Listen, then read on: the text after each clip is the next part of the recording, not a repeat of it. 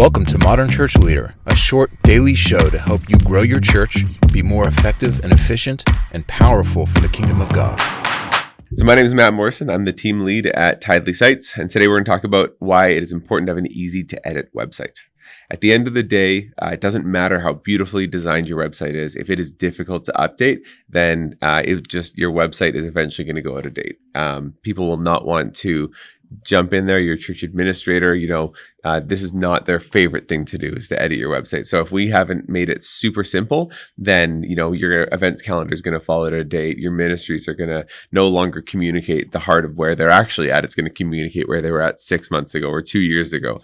So we want things to be as simple as they possibly can be, and I think that's a huge element of what makes a great church website, is that the content's fresh and relevant. I think one of the greatest challenges in why a lot of church websites are difficult to edit is that a lot of platforms out there were made by programmers for programmers, and that's something we saw in the early days of the web, where things were a little bit more challenging than they needed to be. We weren't necessarily taking the church administrator into consideration when we were building these platforms, and so with that, you have things there's just too many steps. So it's not necessarily the right language or the right user interface for a church administrator to use, or maybe it's one of these situations where it's an out of the box kind of piece of software that's available to anyone, which means that these are platforms like WordPress that would be built for plumbers and lawyers and schools and whoever else, but then not really for a church specifically. And so I think what that often gives you in the interface is too many options, where I can do so many different things, but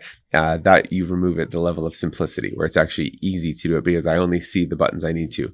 And so with Tidely Sites, we've actually created a platform from scratch where we only show the church administrator or the church leader exactly what they need to see in that given moment. And that really helps create a simple user interface where they only have to do the things they need to do.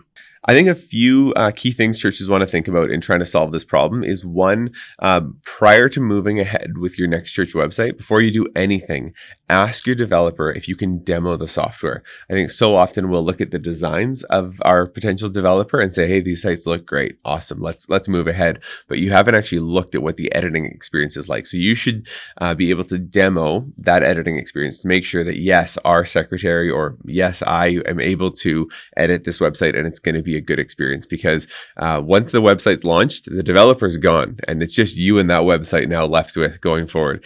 And so we really want to make sure that's going to be simple and straightforward. Otherwise, you're going to have a world of pain ahead.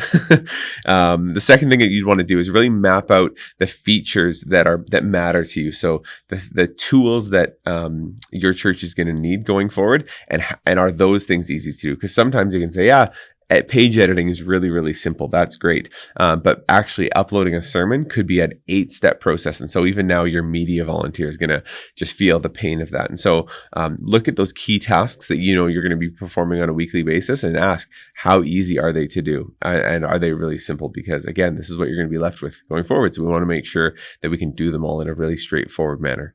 And then just finally, the third one is to read online reviews. I think if you've got a tool that you're considering, do people love it or are people frustrated by it? Because this is the beauty of social media now and the web, is that they're going to tell someone. And so we want to find, are there raving fans out there or are there raging fans out there? Are they really upset with this tool? And so we want to find one that people are excited about, that they're excited to market or, leave great reviews on. And then that's one way you're going to know that you're getting set up for success going forward. If you're looking for reviews for church websites, one tool I could recommend is called Capterra. That is a great online website that actually specifically focuses on software reviews. And so often people will have left kind of their ratings, and you really get a sense of how much people love or hate a product. Yeah, so I think in summary, when you're considering a church website platform to move forward with, I think you want to make sure you can demo it to make sure it's as easy to use as they say it is. 2, does it have all the features that you need, and are those easy to use? And 3, are other people happy about it? Are there happy customers online raving about it? Thanks for listening. Please review Modern Church Leader on Apple Podcasts and visit our website for more resources at tithe.ly, or follow the links in the show notes.